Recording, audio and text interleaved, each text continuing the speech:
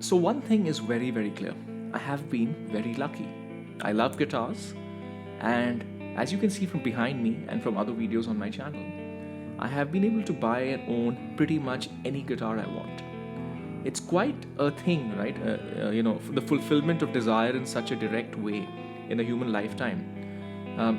Extremely lucky, but honestly, when I think about it, more lucky and more remarkable for me than the actual ability to have had all the guitars I wanted is the lesson that I learned from the absolute fulfillment of desire, and that is what I want to talk about in this video. Hi everyone, welcome back to the Ministry of Guitar. My name is Utkarsh Mohan. I'm coming to you from Singapore. This is the Ministry of Guitar. And as always, if you like what I'm doing, please do like, subscribe, and share. Particularly do share, because the kind of videos I make, they are conversations really. This is not something someone is searching for, but I'm sure if you like this, there is value to be had. And maybe someone else who doesn't know about this channel, maybe he doesn't even know about guitars, maybe they might like this. So please do share this. So I'm going to divide this video into three parts. The first part is the remarkable thing about the guitar market and guitarists, which enabled this dream of mine. So this dream of mine that happened for me as much due to the nature of guitars and the guitar market more than myself. So we'll talk about that. Number two, we'll talk about the lesson, the significant life lesson, which honestly one has to experience, but I'll do my best to convey it across to you. And number three, how this remarkable life lesson really transformed my life. And you will see that in a second when I tell you about what exactly happened. So why is it that me, and again, I have done reasonably well for myself. These my numbers are not a secret. I do this on purpose because I also have another channel where I help advise people a little bit more financially.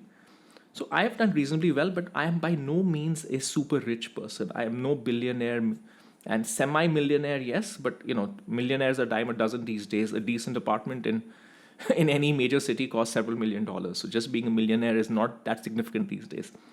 So why is it that me, with relatively modest means compared to rich people, was able to achieve this dream of owning every guitar I wanted?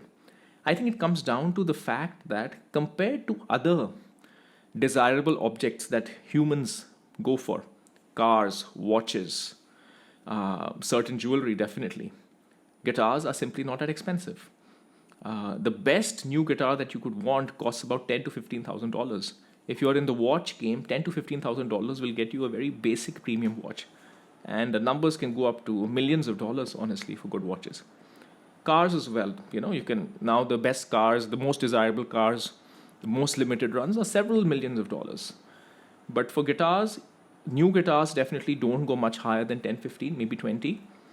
And even vintage guitars, the most desirable vintage guitar is still in the few $100,000 range. So that's one reason. Guitars are simply not as expensive as other objects that humans desire. Why is this? The reason is, I think being a guitarist is a part of a very exclusive club. There are two reasons for it. One is the data-based thing, which is only 1 in 10 people who try to play guitar will succeed. It's a very small success rate. And the other thing that I think is also pretty self-selecting is people who continue playing guitar and enjoy music in a disproportionate fashion where they're part of the music. I think people like that, people like me, honestly, and you, we are a little bit more idealistic, a little bit more dreamers. Everybody who plays guitar to some level has some sort of a music dream, whether they admit it or not. It's an idealistic thing to want to make art or do art as a significant part of your life. Not everybody does it. Most people you meet on the street, what's your hobby? I like to watch TV. I like to eat. I like to travel. I'm not taking away from these interests, but I think the discipline and the idealism and the passion to play a musical instrument is self-selecting. So it's a smaller group of people. And on the converse side, because this group of people is rather idealistic, more dreamer-like, more passionate, sometimes I would say in relative to the rest of the population, we are not as financially well-to-do, because a lot of us are a little bit more passionate. We like to pursue our passions. And not to say there aren't rich guitarists amongst us. There are plenty of blues, lawyer, or dentist, or whatever people say. I probably fall in that category, even though I don't work in any of those professions. But by and large, guitarists are a little more idealist, a little bit more passionate. So we are not as rich as the people buying those expensive watches and expensive cars. So that's the reason why my entire guitar collection, the numbers are not a secret, as I keep saying. Guitar collection, I have probably spent about $300,000. The whole collection is probably worth about 400 plus, because used guitars just go up in value. That's it, $300,000. That would not get you even one, what should I say, one collector Porsche. It won't even get you one of those. My entire collection can be compressed within one part of a guitar of a car collector's collection, as an example. So that's why, despite being done reasonably well in life, but not remarkably well, I was still able to do this. I know the elephant in the room that you're asking me. What about vintage guitars? You don't have a burst. Surely you want a burst. This is where the thing is, I never ever wanted. I have a couple of vintage guitars, more out of curiosity, but I've never had any desire for vintage guitars. I attribute it to growing up in India, going from almost pre-capitalist, because India was frankly quite socialist. So I grew up in where India was slowly starting to become capitalist. What that meant is that goods, today we take goods for granted. You've seen this theme on my channel. I keep talking about how materialism, I like materialism. I like having a nice guitar, a nice car, whatever it might be. But I do not take all the goods that I have for granted, because when I was growing up, having a nice thing was quite an exceptional thing. There was certainly no scope. There were no collectors. There was nothing. Having a few pieces of material goods, every material good that you had was important. So that is the reason why, for me, I like new guitars, because I like stuff to be new. Old stuff, worn out stuff, for me, just for me, kind of smacks back to being less affluent. I know there's nostalgia and everything, but for me, I don't want something secondhand. I want something new, or I want something nice. And as far as the history is concerned, I have a lot of passion for rock and roll history. You guys have seen this, but there's so much old stuff where I come from, like thousands of years old, that a 50-year-old object for me doesn't give me that sort of a historical feel. That's just me. So that is the lucky reason why vintage guitars have not been part of my desire list, and hence I've been able to fulfill all my guitar desires. So let's get into the second part of it. What is the lesson that I learned? The lesson is also quite remarkable, because it is unusual, as I was saying in the beginning of the video, to have all your desires fulfilled in a particular aspect of your life. Think of it. It never happens. I certainly know when it comes to cars, my desires that I have will never be fulfilled. I will never own a McLaren F1. I will never, probably never. I never say never. Who knows? I will, I mean, and I live in the country where cars are super expensive, but beyond that, just like I have 80, 90 guitars, a guitar collection, if I had the ability, do you think I would not have every single car that I wanted? And maybe have every single BMW M5 since it started in 1986 till now. Maybe a few AMGs. You can tell my bias for German cars as an example. But I can't, because I can't afford it. So, and think of your life as well. Have all your desires been fulfilled in any aspect? It's rare. But for me, with guitars, it has actually happened. I have literally been in a position that I like that guitar. Even if it's a $15,000 guitar, I can buy it. And I have several $15,000 guitars in my collection, as an example. So I've never had a situation where I watch a YouTube video, I like something, and I cannot buy it. I can buy it. I don't recommend it. I've talked about this in detail in my channel. But the unique thing is, all my desires got fulfilled. And having that happen to you changes you. Having all your material desires fulfilled changes you, because you learn 2 or 3 things. The first thing that you learn is, that the satisfaction that you think that you can get by buying more or having everything you ever want, that satisfaction doesn't exist. In fact, like I've said before on this channel, the satisfaction of my first electric guitar, or even my first guitar, the thrill and the joy it gave me, I have never come close to that, no matter how many guitars I've bought. It has never come close. The thrill that I got as a 18-year-old, first going and buying that cheap Gibson, you can check out on my channel. The cheap, not Indian copy, but Indian brand, inspired by Gibson, but a really $40, $50 guitar. And the thrill I got playing the guitar for a few months, then I got my Epiphone Les Paul. And that guitar sustained me for 10 years. That thrill has never been matched. Doesn't matter what I buy. Doesn't matter anything. It just doesn't get close. So what I'm saying is the fulfillment of material desire is ultimately an empty dream. Far more, far more important is, um, what should I say, is appreciating what you have and enjoying it. I'm not trying to be a ascetic or somebody who's being minimalist here. What I'm saying is more stuff is not going to make you happier. The marginal utility of having more stuff goes down dramatically. This is well documented. It's neuroscience. You can look at it. But it's one thing to look at it as neuroscience, it's one thing to experience it. So what I realized is, even if all my materialist desires got fulfilled, as they did in the case of guitars, it would not make me any happier. Don't get me wrong, doesn't mean I want to play a $50 Gibson or a Epiphone Les Paul. I like having a nice guitar. There, the marginal utility is significant.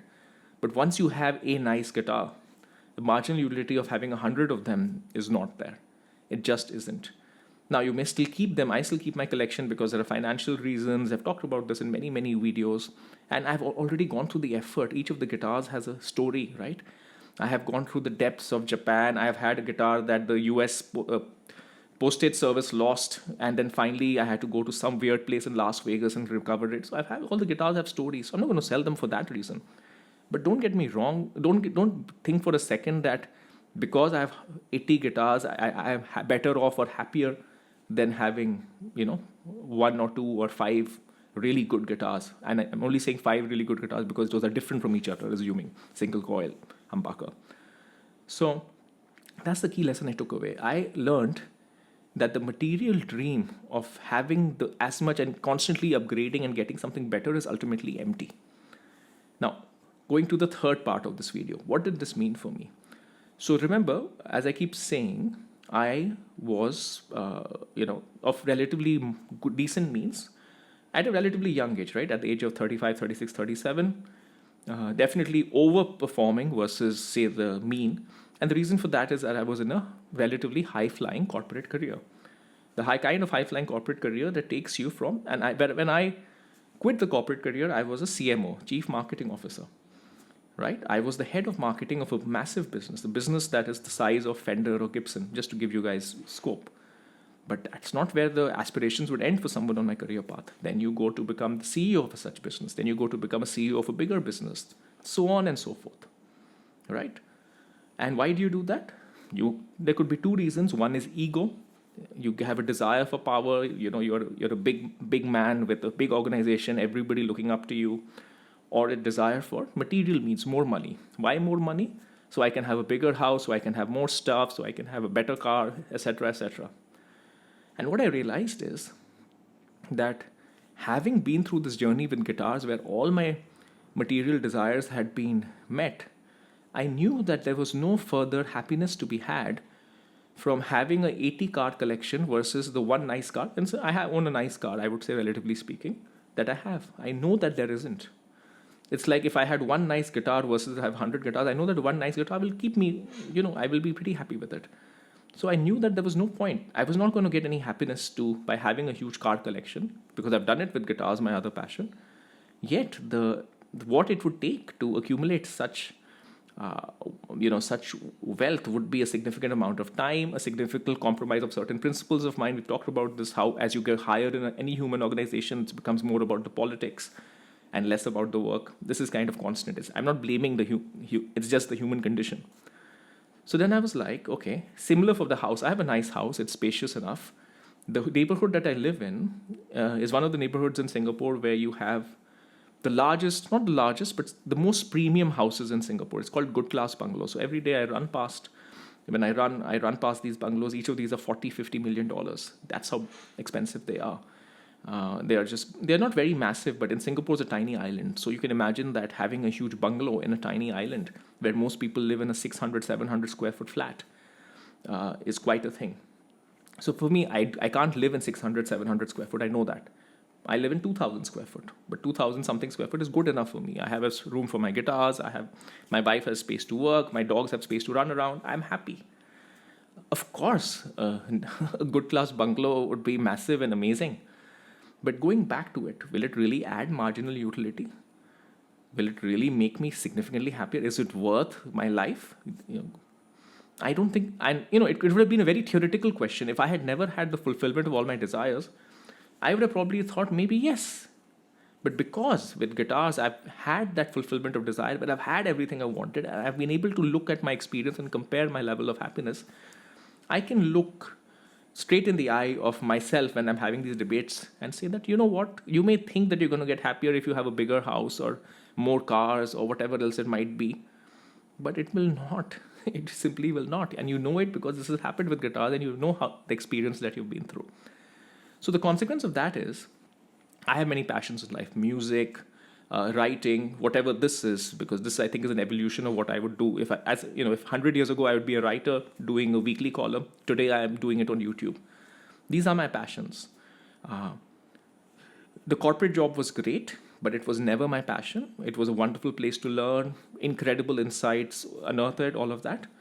So for me, when I looked at, around a year or so ago, when I kind of evaluated where I was in life, what I wanted to do, kind of in my late 30s, approaching 40, reaching a number that I thought would be sufficient enough not to make me perfectly financially independent, but very, very comfortable to take a punt.